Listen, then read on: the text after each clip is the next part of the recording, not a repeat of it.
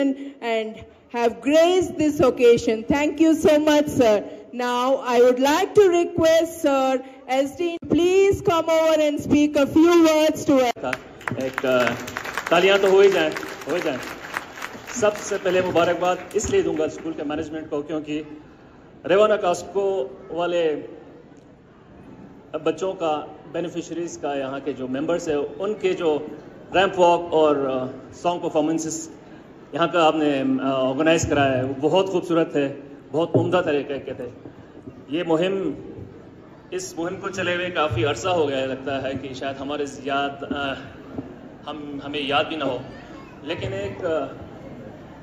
एक सवाब वाला काम हुआ है, क्योंकि एक अरसे से स्कूल के कॉम्प्लेक्स में रेवा कास्को के बच्चों की जो देखभाल केयर हो रही है वो काबिल तारीफ ही नहीं सही एक रेवोल्यूशनरी एक स्टेप रहा है। डिस्कशंस में हमें बताते हैं कि जर्मन जो स्पेशलिस्ट आते हैं उनका कहना होता है कि एक स्पेशली एबल्ड बच्चे का उसकी एक उंगली अगर थोड़ी सी भी हिल जाए तो एक बहुत बड़ा स्टेप मानते हैं, बहुत बड़ा अचीवमेंट मानते हैं। हमारे सामने, हम आम आदमी के सामने शायद वो कुछ ना हो, लेकिन उनके नज़रिए से देखी जाए तो बहुत बड़ा एक अचीवमेंट है। हम हमारे घर पे अगर खुदा न खास्ता कहते हैं जैसे कि एक माजूर बच्चा पैदा हो जाए तो पता नहीं क़यामत आ जाए, लेकिन वो भी एक इंसान है, खुदा ने बनाया है, और उसकी देखभाल करना सिर्फ उसके वालिदैन की नहीं पूरे मुआशरे की ज़िम्मेवारी बन जाती है। तो इस सिलसिले को आगे बढ़ाने के लिए जो रेवा और कास्को ने कदम उठाए हैं और जो एक मुहिम ये चला रहे हैं अभी, ये काबिल तारीफ़ तो है ही, एक सैल्यूट तो बनता है, ज़ोरदार एक तालियां हो ही जाएं प्लीज़। हम कन्फाइंड किस चीज़ के लिए, सिर्फ सोशल मीडिया में हम थोड़ा बहुत ऑपरेशन दिखाई देते हैं, ट्वीट करते हैं या फेसबुक पे अपना हीरोपंती दिखा देते हैं, जब लेकिन फील्ड पे आके काम करने का मौका मिलता है तब पता चलता है ये कितना मुश्किल है। और रेवा कास्को के शायद स्टाफ सारे यहीं बैठे हैं, बहुत बहुत शुक्रिया आप सबको, तालियां और सैल्यूट बनता है। डॉक्टर्स जो इतने अच्छे हैं, इतने ज़हीन हैं, उन्होंने अपनी ज़िंदगियाँ इसमें डाल दी हैं। ये तो शायद मदर टेरेसा वाला ही काम है, क्योंकि कमाई तो हो गई ही, शायद सैलरीज भी मिलते होंगे, लेकिन एक पैशन सा बन जाता है इंसान का जो हम जिसका अंदाज़ा नहीं लगा सकते। प्रेजेंटर्स ने बहुत अच्छा परफॉर्म किया आज स्कूल के फंक्शन में, 3 या 4 थे, लेकिन मैंने देखा एक रॉकेट डिस्कवर हुआ है आज के दिन में। उस रॉकेट का नाम है इमदाद। मैं उसको स्टेज पे बुलाना चाहूँगा प्लीज़। इमदाद, आर यू देयर? चंद सवाल पहले तो एक खत्म हो जाए। बेटा आप बताएं कि इतनी एनर्जी कहाँ से आती है? बस प्रैक्टिस करने की वजह से। कुछ तो है दम। क्या खाते हो आज? नाश्ते में क्या बताएं? नाश्ते में क्या खाए? चाय रोटी। अरे यार, रिलेटिवली अलग सा पीसफुल सा है माहौल, लेकिन इसमें ये अजीब सी बात लगती है कि डिप्रेशन क्यों होना चाहिए। शायद एजुकेशन का भी थोड़ा सा रोल हो कि स्कूल में या क्लासरूम में काफ़ी हद तक प्रेशर ठीक ठाक होगा, और उस प्रेशर को कम करने में पेरेंट्स का ताउन भी कम है। मुझे लगता है हम ये भी सुनते आ रहे हैं कि अगर स्कूल में होमवर्क ना मिले तो पेरेंट्स घर से आके शिकायत करते हैं, बोलते हैं कि होमवर्क क्यों नहीं देते हो होमवर्क। फिर पेरेंट्स बोलते हैं कि होमवर्क शायद इसलिए नहीं देते हो क्योंकि पढ़ाई ठीक से नहीं हो रही है, तो शायद हमें प्रॉब्लम होगी वगैरह वगैरह।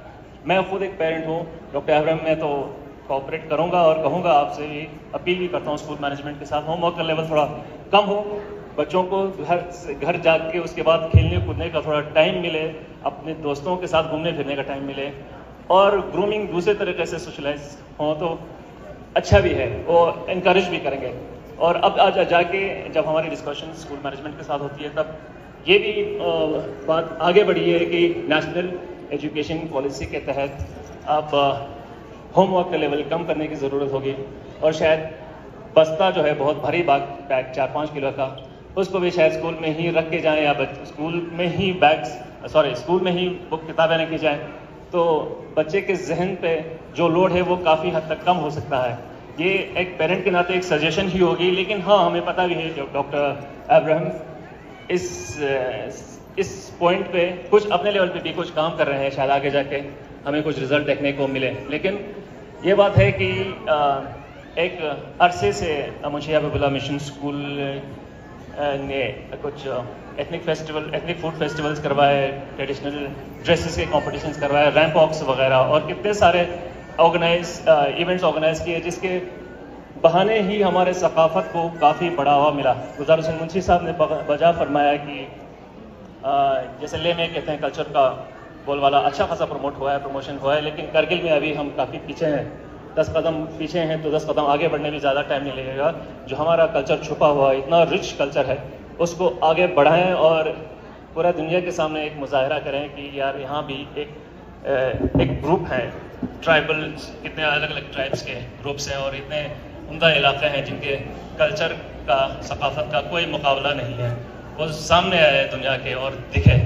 और इसी बहाने हम और ये भी आपको बताता चलूँ, हर बहुत सारे प्लेटफॉर्म्स में मैं बोलता रहता हूँ कि ईगे का, हमारे अपनी ज़बान का प्रमोशन करना बहुत ज़रूरी है। एक टाइम पे मुंशी अबू गुलाम मिशन स्कूल ने एक कदम ये भी उठाया था कि ईगे इंट्रोड्यूस किया था, लेकिन ऑप्शनल था।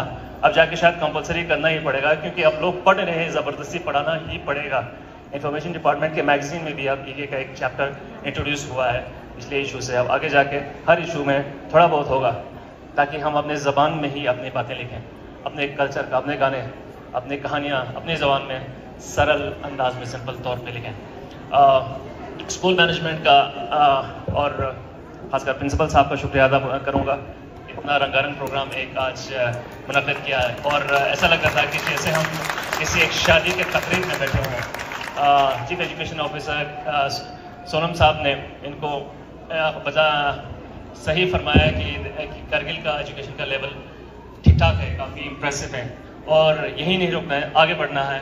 हम ये देखते हैं कि ये चाहते भी हैं कि गर्ल्स फीमेल एजुकेशन और बढ़े, फीमेल एमेंसिपेशन और हो, ताकि हमारी बच्चियाँ, हमारी बेटियाँ हर फील्ड में आगे बढ़ें और किसी भी कमज़ोरी का उनको किसी भी जो जहनी कमज़ोरी होती है, जो हम कहते हैं कि तुम लड़की हो तो तुम आगे नहीं बढ़ सकते, तुम्हारे ये लिमिटेशंस हैं, हम नहीं चाहेंगे कि उनके सोच की वजह से वो पीछे रह जाएं। उनके टैलेंट उभरते हुए आ रहे हैं। इस मंच में ही भी हमने देखा था, लड़कों से बहुत आगे हैं, लड़कों